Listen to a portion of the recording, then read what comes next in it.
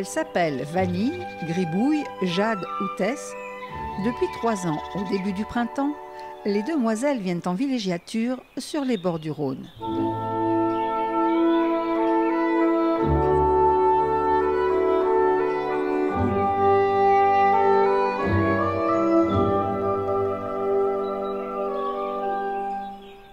Nettoyer les berges, redonner au fleuve toute sa majesté, recreuser des launes, réhabiliter les zones humides, inventorier et préserver les espèces remarquables. Depuis 20 ans, le SMIRIL et la CNR travaillent ensemble pour offrir aux promeneurs un espace naturel de qualité. Aujourd'hui, ces 10 km de Rhône court-circuité entre Grigny et le barrage de Pierre-Bénite ont retrouvé identité paysagère et biodiversité foisonnante. En 2014, l'intervention du SMIRIL s'est étendue à des zones jusque-là gérées exclusivement par la CNR.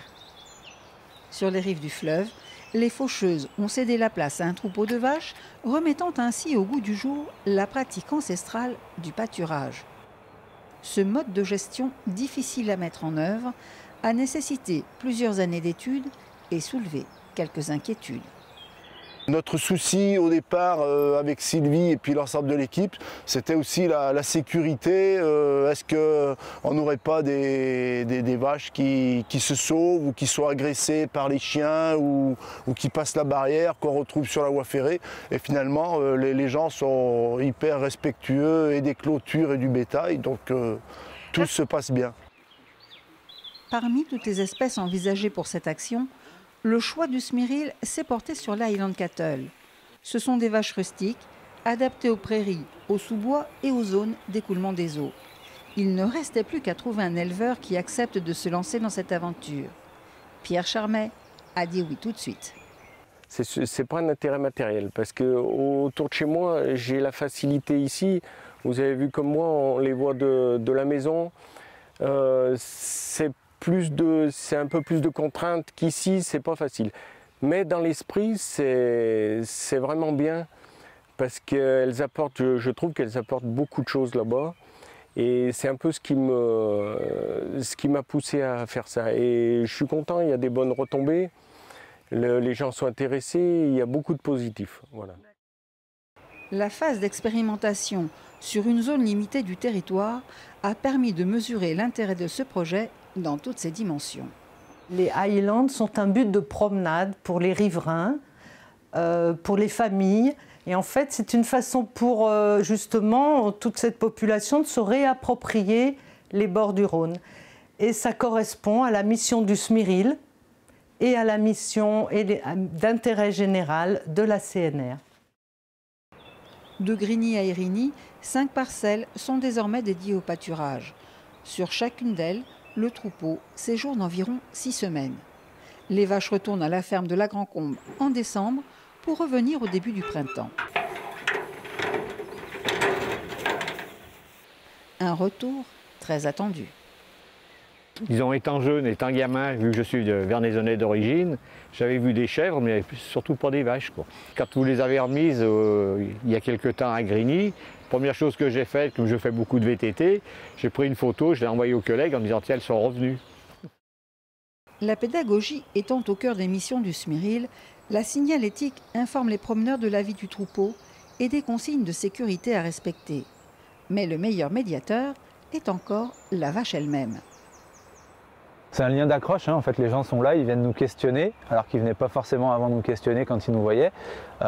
Et du coup, de là part une discussion sur les vaches, et puis on part ensuite un peu sur le rôle du SMIRIL, ce qu'on fait, quel secteur on gère, quelles sont nos missions autres.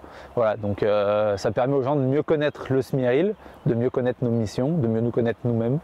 Donc c'est vraiment très très très intéressant. Pour acquérir les savoir-faire nécessaires à la gestion du troupeau, Anthony et ses collègues on peut compter sur l'éleveur. Ceux pour qui c'était pas naturel, ce que j'ai compris, doucement se sont rapprochés des bêtes, se sont intéressés et la collaboration est naturelle, on va dire. Cette entente est primordiale, car le pâturage en zone périurbaine demande beaucoup de travail et une bonne coordination. On passe tous les lundis et tous les vendredis sans faute pour vérifier qu'il y ait toujours de l'électricité, que les vaches soient bien présentes, qu'elles ne soient pas malades ou quoi que ce soit, qu'elles ne se soient pas sauvées, qu'elles aient à boire, qu'elles puissent boire tranquillement, voilà, qu'il n'y ait pas eu de dégradation. Ça c'est le rôle, on va dire, c'est la mission principale.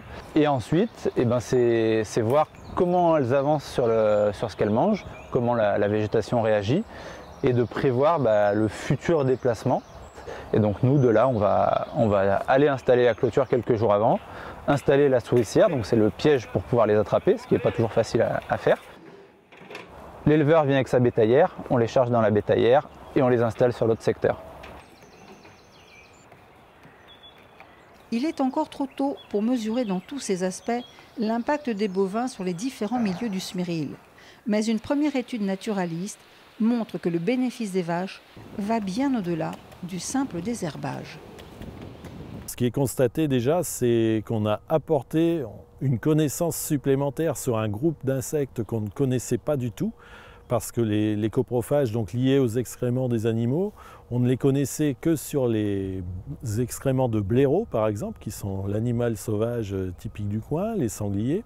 Mais là, en étudiant le cortège lié au troupeau de vaches, eh bien, on a apporté quand même une connaissance de 32 espèces nouvelles de coléoptères pour le site, ce qui est loin d'être négligeable en fait.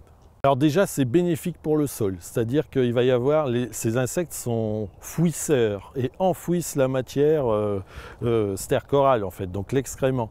Ils vont l'enfouir dans le sol, travailler le sol par leur galerie, donc ça va aérer le sol, favoriser aussi l'infiltration de l'eau, des précipitations, des inondations.